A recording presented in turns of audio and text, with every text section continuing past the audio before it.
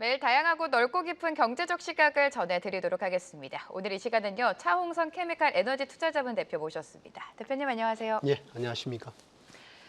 한국 화학 기업들의 전략이 지금 수정되면서 변화가 감지되고 있습니다. 어떤 변화가 감지되고 있는지 하나씩 풀어볼 텐데요. 설명해 주실까요? 예, 네. 요즘 그러니까 과거에는 보면 화학이라 하면은 이렇게 석유에서 화학 제품을 만드는 이제 납사 크래커 센터, 예를 들자면은 뭐 이렇게 뭐 에틸렌이라든지 프로필렌이라든지 이런 기초화학을 많이 했었습니다. 그 기존에 이제 메이저였는데, 그런데 이제 이게 뭐냐면은 원래 중국이라는 변수가 없으면 가장 돈을 많이 버는 분야였어요. 기초화학, 뭐 기초철강 분야가. 그런데 이제 중국이 들어오면서 이게 지금 이제 조금 공급 과잉이라든지 좀 이슈가 있잖아요. 그래서 기본적으로 보면은 화학 기업들이 많이 준비를 했습니다. 첨단으로 많이 준비를 했는데, 그림을 보시면 나오겠지만 예를 들어 볼게요. 보면 2023년 기준으로 보면은 예를 들면 롯데케미칼 같은 경우가 매출액이 20조 원을 하는데, 파란색이 뭐냐면 이게 기초화학입니다. 중국과 경쟁하고 있는 거죠. 그 다음에 이제 이런 여러 가지 다양한 색깔, 무지개 색깔을 하고 있는 게 보면은 뭐냐면 이게 이제 첨단화학입니다. 그래서 기본적으로 보면은 기업별로 보면은 5대5 구조로 이미 첨단화학이 많이 차지하고 있었는데, 그걸 보시면 알겠지만 이게 이제 독특하게 2030년 성장 전략을 냈는데, 2030년에 보시면 알겠지만은 이 여러 가지 다양한 색깔들이 보면은 10조에서 40조까지 확대하겠다는 그런 전략을 갖고 있고, 기초화학은 10조에서 11조까지 가는 그런 전략을 하고 있다는 거죠. 그러니까 이제 여기는 보면은 기초와 첨단의 극명한 차이는 보면은 중국에 있고 없고입니다. 기초는 중국이 있습니다. 근데 첨단도 들어올 수가 있는데, 어제 보면 생물보안법 발의됐잖아요. 이게 뭡니까? 그러니까 신약을 생산할 때 중국의 바이오 회사들은 빠져라는 그런 거잖아요. 그냥 그렇죠. 반도체 네. 치프 같은 경우도 반도체 회사 할 때 보면은 중국은 중국 말고 중국 빼고 여러 가지 동맹을 맺는 그런 구조잖아요. 그러니까 결론적으로 요약해서 말씀드리면 우리나라 기업들이 그러니까 기초 소재에서 첨단으로 바뀌고 있는데, 첨단으로 바뀌면 그러니까 밸류에이션이 중요해요. 왜냐면 뭐냐면은 이런 듀퐁이라든지 넥스트라 에너지라든지 닌데 같은 그런 기업들이 첨단이거든요. 그런 기업들은 매출액 대비 한 7배, 6배, 3배 정도 받아요. 그러면 40조 곱하기 3하면 뭐 120조? 그 다음에 10조에서는 10조? 기초화학은 1배밖에 안 주니까 다우케미칼이죠. 그럼 이론적으로 보면 이게 정말 전략이 맞다면 뭐 그러면 130조로 갈 수 있다? 이런 그런 개념까지 할 수 있는, 기업별로 다 다른 전략이 첨단인데, 이제부터는 기업별로 전부 다 NCC 크래커 같은 경우는 오히려 지분을 팔고 비중을 줄이기 때문에 첨단에 신경 써야 된다, 이렇게 말씀드리고 싶습니다. 자, 그렇다면 대표님 기초 소재 업황이 좀 하락하고 있다라고 하셨는데 단순히 뭐 경기 침체라든지 고금리 영향 때문인지 아니면 다른 배경이 있는 걸까요? 그러니까 네. 말씀드린 대로 기초는 중국이 있었습니다. 그러니까 원래 보면은 중국에 대한 제재요. 네. 중국이 보면은 이게 중국이 지금 이제 증설 물량이 많았잖아요. 그러니까 기초화학, 기초철강 쪽은 중국이 이거를 조금 많이 생산해서 지원으로 가고자 하는 전략이 중국의 전략이었어요. 그러다 보니까 이제 중국은 증설대로 들어왔고, 근데 이제 아시아 같은 경우는 코로나 때문에 많이 소비가 못했잖아요. 네. 그러니까 공급은 증가되는데 소비는 줄어들어 버리니까 이제 기초업황이 안 좋아지는 형태. 근데 뭐 기초업황도 많이 안 좋아졌다기보다는 마이너스 2% 정도거든요. 기초가 보면은 마이너스 2%에서 한 25%대까지 그래 움직이는 거거든요. 그래서 지금 보면은 약간 천수답 구조. 그러니까 중국의 정선이 좀 줄어들기를 기다리는데 2024년, 2025년에 확연히 줄어듭니다.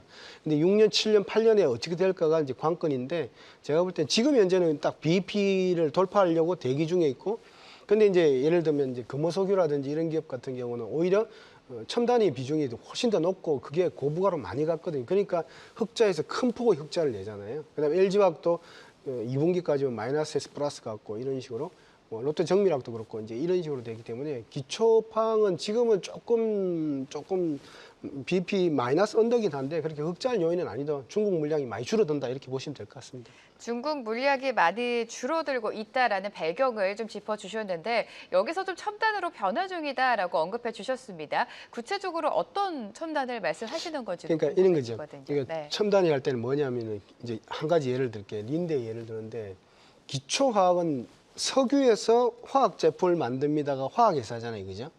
근데 린데나 에어 프로덕트나 에어 리퀴드 같은 예를 들면 그런 첨단 회사들은 뭐냐면은 공기에서 제품을 만듭니다. 공기에서 웬 제품을 만들지? 공기는 우리가 원료를 피드스탁을 공기라고 그러거든요. 공기에 뭐가 있냐면 질소가 있죠. 산소도 있잖아요. 그쵸? 아르곤도 네. 있거든요. 예를 들면 그러면 질소를 뽑아냅니다. 공기에서 질소가 80%거든요. 뽑아내서 어디 내려놨냐면 식품에서 식품 쪽 이렇게 포장해 보면 부풀러 있지 않습니까? 거기 들어가는 게 질소입니다. 그러니까 영업이익률이 25%에서 30%대 나오죠. 그러니까 돈의 장벽이 그러니까 이게 규모의 장벽이 있는 게 아니고 오히려 보면은 기술의 장벽이 있는 게 이게 첨단이다 보시면 돼요. 그러니까 완전 봉이 김선달 같은 사업이 첨단화학이다 이렇게 보시면 될 것 같습니다. 그래서 흔히들 보면 이제 산소 예를 들면 공기 중에 산소가 있잖아요. 근데 이게 농도가 높지는 않은데 그거를 그러니까 순도를 높이게 되면 산소를 뽑아낼 수 있지 않습니까? 그 산소를 뽑아내서 이제 의료용으로 이제 산소 마스크라든지 여러 가지 의료용으로 용접기라든지 이런 쪽이 들어가기 때문에 그래서 제가 볼 때는 이제 우리나라 기업들이 중국을 피해서 중국이 못 따라오는 분야. 근데 이제 중국이 따라옵니다. 돈도 있고 기술도 있기 때문에 따라오는데 어제 생물보안법이라든지 반도체 칩포라든지 유럽판 IRA라든지 미국판 IRA의 기본이 뭐냐면은 네. 중국을 배제하겠다는 거잖아요. 그래서 이제 고객의 장벽이 또 생기는 분야가 생기는데 우리나라는 거기에 이제 집중하겠다. 그게 첨단화학이다 이렇게 보시면 될 것 같습니다. 자, 이런 가운데 시장에 이목이 집중된 연준의 9월 FOMC가 어느새 다음 주로 좀 다가왔습니다. 우리 시장은 추석으로 쉬어가기는 합니다만 돌아오자마자 FOMC를 받아들이고 금리 인하가 기정사실이 되어 있지 않습니까? 화학업종에게는 호재로 작용하는지 어떤 영향을 미칠까요? 오히려 첨단화학 네. 쪽 같은 경우는 오히려 보면은 그 금리를 인하게 되면은 이렇게 경제를 좀 부스트업, 그러니까 좀 더 신장시키는 만드는 거잖아요. 거죠. 신장시키는 건데 그렇게 크게 큰 폭으로 증가되지는 않습니다. 왜냐 꾸준히 증가되고 꾸준히 성장하는 산업이 첨단화하기 때문에.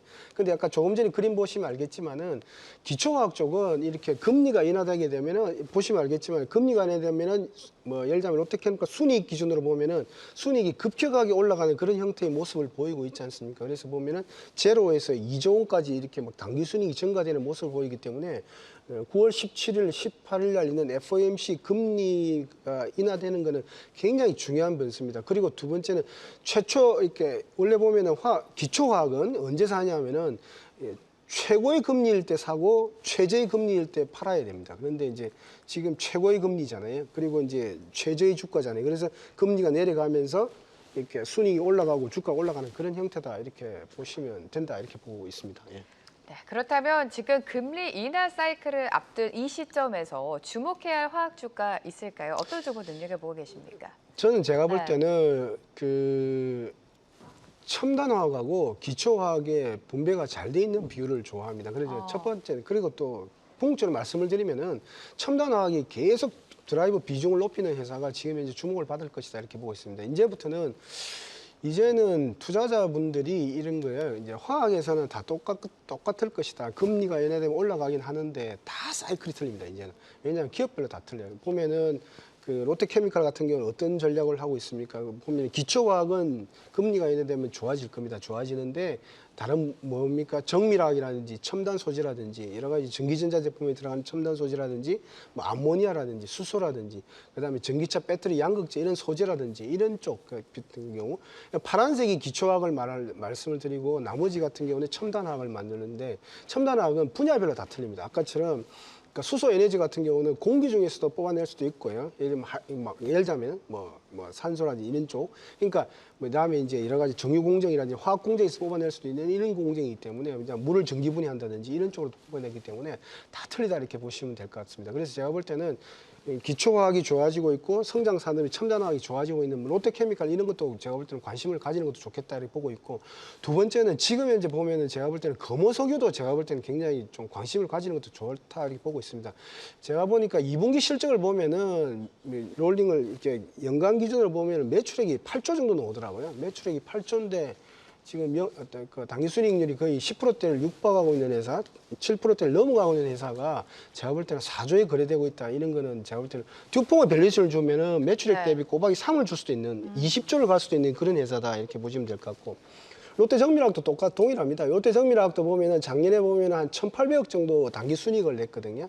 근데 지금 현재 보면은 1조 2천억 이렇게 거래되고 있잖아요. 그래서 보면은 이게 먹는 의약품의 캡슐에 들어간 그런 원료도 만들고 있다 이렇게 보시면 될 것 같고 이렇기 때문에 지금 제가 볼 때는 그래서 뭐 LG화학도 그렇습니다. 제가 볼 때는 LG화학도 지금 보면은 지금 여러 가지 배터리가 캐즘에 들어가 있고 뭐 양극재가 캐즘에 들어가 있다고 했지만 지금 현재 전기차라든지 이런 여러 가지 소재들이 지금 현재 다시 반등을 시도하고 있지 않습니까? 그래서 제가 볼 때는 우리나라 기업들이 이제 투자자분들이 그런 것 같아요. 이렇게 너무 기초화학에 매몰될 필요는 없다. 그래서 보면은 이제 첨단화학에 대해서 계속해서 비중을 늘려가는 회사에 대해서는 지금 현재 성장 초기 단계다 저는 이렇게 봐요. 그래서 길게 보면은 뭐 30배 가는 회사들도 나올 수 있는 그런 회사 보면은 밸류에이션이 보면은 그 린드라든지 에어 프로덕트 이런 회사들이 밸류에이션이 7, 네. 8 정도 올라가거든요. 예, 그렇게 보고 있습니다. 예.